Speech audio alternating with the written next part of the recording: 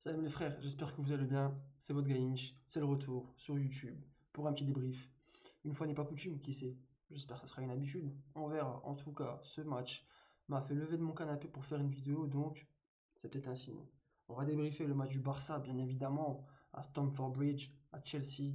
Humiliation, les frères, 3-0. On va parler plein de choses. On va parler de la tactique, on va parler des joueurs, on va beaucoup parler des joueurs. Je vais essayer de garder ça assez court pour que ça reste digeste. Comme d'habitude, si vous aimez le contenu, les frères, et si vous restez jusqu'au bout, mettez un like. Restez parce que on va parler de l'individu problématique qui se prénomme Ronald Araujo. Il va perdre son nom avec moi. Là, les frères, je vous dis la vérité dans cette vidéo. Il y a plusieurs joueurs qui vont perdre leur nom. Ils vont être dégradés, ils vont être déclassés. Je ne parlerai plus d'eux en utilisant leur nom, je parlerai d'eux en utilisant leur numéro de maillot. Voilà. Et ensuite, si c'est encore plus grave que ça, je parlerai d'eux avec des caractéristiques physiques. Comme par exemple Koundé, je veux dire, le mec avec des locks et avec des gros pieds. Comment tu veux jouer au foot avec des gros panards et avec des locks? Comment tu veux? En plus, t'es défenseur. Tu vois rien. Tu vois rien. T'es nul en plus. Enfin bref, voilà. Je sais garder mon calme. Restez, on va les allumer. Enfin, non, on va pas les allumer, mais on va essayer de parler avec en étant réfléchi. Donc on commence rapidement. Je parle du match. Chelsea qui rentre très bien dans le match. Grosse impression de Chelsea. Même avant le carton rouge, c'était une équipe qui était bien en place. C'était une équipe qui mettait de l'impact. Ils sont chez eux dans leur petit stade de merde là, de Stamford Bridge. Petit stade de merde, pelouse de merde, supporters de merde, club de merde. Il faut comprendre quelque chose avec Chelsea, les frères. Un mec comme Ronaldinho, un mec comme Messi, un mec le Barça de Pep de 2009 qu'on considère avec l'équipe de 2011 comme une équipe révolutionnaire, maintenant tout le monde joue comme ça. La plus grande équipe de l'histoire. Vous croyez qu'ils ont été faire 1-1 là-bas alors qu'ils écrasaient tout le monde, ça mettait des 6-2 au Real. Regardez le nombre de buts qu'on avait mis en Liga. Je suis un ancien, je parle. Et pour les plus jeunes, c'est de vous éduquer. Mais si vous comprenez, on a fait 1-1 là-bas avec un but à la dernière seconde de Iniesta. L'Iniestazo, c'est dans la lucarne, c'est dans la légende. Le but de fou qu'il a fallu mettre pour faire juste 1-1. Ils n'ont pas besoin d'avoir la meilleure équipe du monde. Ils ont, il y a une espèce il y a un environnement autour de le stade, plus la ville, plus l'équipe, plus les fans, plus la face, plus le terrain. J'ai l'impression qu'il est plus petit que les autres ce terrain. Il faudra vérifier, mais c'est pas le Camp Nou en fait. Et donc quand tu vas là-bas, Ronaldinho a été là-bas en février de 2005, frère. Il en a pris 4. Bon, il en a mis 2. Il a mis un doublé en plus. Mais si tu vas pas là-bas avec l'envie, avec avant tout, oublier l'idée que tu es meilleur footballistiquement, ça sert à rien quand tu joues avec eux là-bas. Si tu vas pas avec les crocs, si tu vas avec un, un semblant de retenue, un semblant de dynamisme, t'es mort. Un gars comme Baldé, un match comme ça, t'es mort. Il n'y a qu'à juste voir sur le but d'Estevao, le deuxième. Regardez juste comment il revient, Baldé. Mais on va parler de Baldé. On va parler de cette petite chiffre molle. Parce qu'il m'énerve lui aussi. On va parler, je le déteste, Baldé.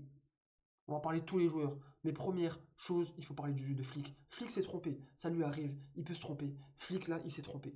De mettre Araujo titulaire alors qu'on sait qu'en Champions League, il est friable. Mentalement, il est friable, Araujo. Deuxièmement, le milieu de terrain, il s'est trompé. Eric Garcia n'est pas un milieu de terrain. Eric Garcia peut dépanner au milieu en Liga. Et encore, quand il est accompagné de joueurs avec du ballon. Frenkie de Jong, Pedri, là ce soir, tu le mets en difficulté. Il n'y a que Frenkie qui peut jouer et il n'y a que Frenkie qui a pris ses responsabilités dans le terrain. Et ça s'est vu dans sa prestation. Il y a eu beaucoup de déchets. Il a fait un mauvais match. Pourquoi? Parce qu'il était surresponsabilisé. Fermin, c'est comme Bellingham, les frères. Fermin, c'est un impact player.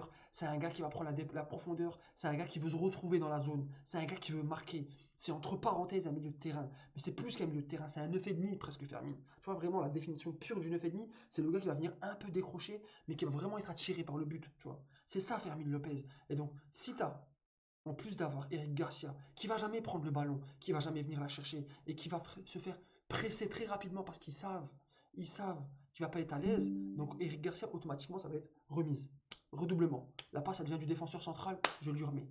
Ça va être que ça, aucune création possible. Donc au milieu de terrain, asphyxie. Et en attaque, t'as le vieillard de Lewandowski, Je suis désolé, Lewandowski, il peut servir, mais dans des situations très spécifiques. À domicile, ça peut être intéressant. À l'extérieur, dans des matchs comme ça, il faut vraiment être sûr de la compo que tu mets en place.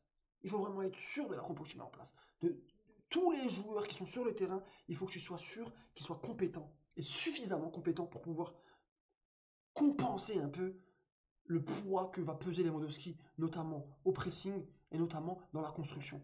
Parce que c'est pas. Il est lourdingue à la construction, Lewandowski. Il est lent, il a perdu de la fluidité cognitive. Ça, en fait, ça se passe au niveau du cerveau, ça se passe au niveau cérébral. Tu vois, la connexion, la connexion entre les synapses, intersynapses, elle est bloquée. Elle est ralentie. Donc, à chaque prise de balle, il lui faut 2-3 secondes de plus, alors que ça va trop vite, tu vois. Tu contrôles, il y a un gars derrière toi. Tu es chez eux, tu vois. Ils mettent de l'impact. Et donc, tout de suite, eh ben, tu te retrouves dans une configuration où tu as du mal à garder le ballon. Et en plus de ça, tu mets pas les ingrédients nécessaires en termes dans l'aspect mental, tu vois. Tu mets pas assez d'agressivité, tu mets pas assez d'intensité, tu mets pas assez de volonté. Et donc tu le payes, tu prends le premier but, mais tu restes dans le match. Le problème vient après. Le problème vient après. Donc c'est pour ça que je voulais faire un petit, un petit aparté sur Flick. Je trouve que là, il a pas bien lu, il a pas bien lu la situation. Ça peut arriver, c'est pas grave. C'est qu'un match de ligue. C'est pour ça que j'essaye de rester tempéré dans mes propos. Mais là, ça va être compliqué. Ça va être compliqué parce qu'on va commencer à parler des joueurs. Je vais parler rapidement des joueurs que j'ai trouvé juste mauvais. Mauvais, j'ai parlé de Frankie de Jong, j'ai trouvé qu'il était mauvais, mais bon, comme je vous l'ai dit il y a 2 secondes, il ne peut pas tout faire tout seul. Il ne peut pas tout faire tout seul. Et en étant surresponsabilisé comme il l'a été, bien sûr que ça va créer du déchet, bien sûr que ça va créer des pertes de balles comme le deuxième but. Qui a été mauvais également? J'ai trouvé Lamine Yamal, il a été mauvais. Il a été mauvais. Je n'irai pas jusqu'à dire qu'il s'est fait museler par Marc Cucurella, mais on n'est pas loin d'une prestation où il s'est fait dominer. Il a eu des actions où il l'a passé plusieurs fois. Marc Cucurella a joué avec beaucoup comment dire, de malice. Il le retenait alors qu'il était passé. Donc tu peux penser qu'il s'est fait museler sur ses actions, mais en fait il était passé. C'est juste que plus intelligent, tout simplement. Lamine Yamal, mauvais match. Frankie de Jong, mauvais match. Euh, qui d'autre qui a fait un mauvais match tout simplement? Koubarsi a fait un mauvais match également. Koubarsi, c'est souvent le cas avec lui.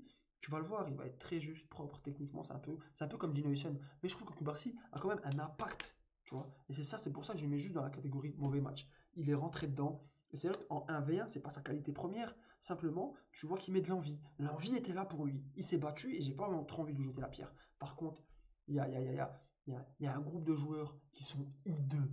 Il y a un groupe de joueurs qui sont affreux. Il y a un groupe de joueurs qui viennent seulement quand ils jouent.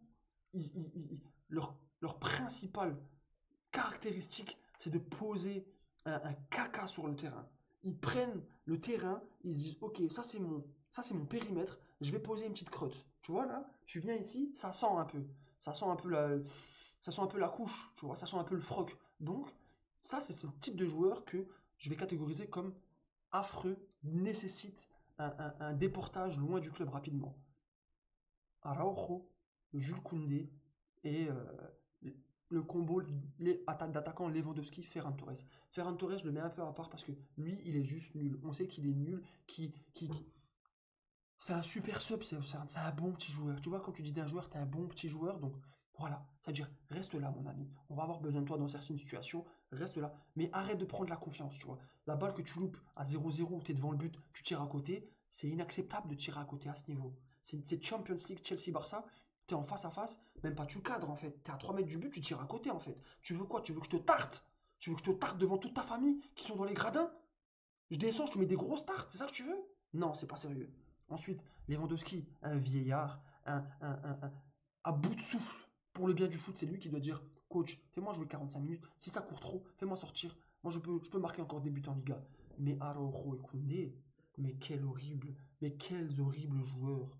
Mais ce sont des joueurs que tu ne peux pas les avoir. Et je mets Baldé aussi, hein. Baldé, je vous dis la vérité, j'en peux plus de Baldé. Il ne sait pas défendre. À chaque fois, il est sur la faute des buts. À chaque fois, j'ai envie de rentrer dans ma télé. J'ai envie de le secouer comme ça. J'ai envie de le secouer, Baldé. Dire, qu'est-ce que tu fais, gros? Tu veux pas jouer, en fait. Tu veux pas jouer, tu sais faire qu'un truc, en fait. Tu sais que courir. Va faire du 100 mètres. Va faire de l'athlétisme, gros. Tu sais que tu tapes des sprints. Et quand il faut défendre, tu es là, tu trochines à côté du gars. Regardez le but, s'il vous plaît, les frères. S'il vous plaît, prenez 2 secondes. Mettez pause sur la vidéo. Mettez un like si vous êtes encore là, parce que voilà, je vous ai régalé pendant déjà 9 minutes. Mettez un like sur la vidéo. Mettez-moi un petit commentaire. Shaheen, tu gères. Shaheen, t'as tort sur ça. Pas de souci, j'accepte. Regardez comment Baldé défend la deuxième action. Le deuxième but, il est à côté d'Estevao. Il est à côté d'Estevao de manière nonchalante. Et après, il voit l'urgence. Et il se dit, ben, je vais tacler. C'est trop tard, espèce d'abruti. Et c'est pareil pour Araujo. Araujo, il est fini pour le niveau. Araujo ne peut plus jouer au FC Barcelone. Et ça, c'est un problème de la direction. La direction qui l'a gardé, qui l'a prolongé. Araujo, il a les fils qui se sont touchés dans la tête. Il a deux fils qui se sont touchés et qui ont fait un nœud. Et qu'à chaque fois qu'il y a un match de Champions League, il y a le bruit de la chanson de la Champions League, il y a une petite goutte de pipi qui sort, qui arrive dans son slip. Et donc, si tu vérifies, quand il prend son carton rouge, il prend deux jaunes, il prend pas rouge direct, il prend deux jaunes en 40 minutes. Il a un jaune, il fait un tac de babouin. Il fait un tac de babouin. Mais c'est pas normal de faire ça. Tu regardes son slip, il est rempli. Il est rempli de matière fécale. Et Koundé, comme je vous ai dit en début de match, les frères, Koundé, ce n'est pas un joueur de foot. Koundé, au mieux, c'est un vigile. C'est un vigile. C'est pas faire des défilés, Koundé, en fait. Avec tes locks. Comment tu joues au foot avec des locks? Je comprends pas, avec tes gros pieds. Vous avez vu son CSC qui met des CSC comme ça, en se reprenant, en allant en arrière, comme ça, tout bizarre. On dirait Matuidi. Mais il y a un problème de motricité primaire. Mes filles, j'aurais appris à marcher, elles marchent mieux. Mes enfants marchent mieux. C'est des nouveau-nés. Lui, il met ses pieds en arrière, on dirait. Qui fait ça, gros? Avec tes gros pieds, c'est des kebabs, tes pieds. Tes pieds, c'est des tacos, des gros taclars.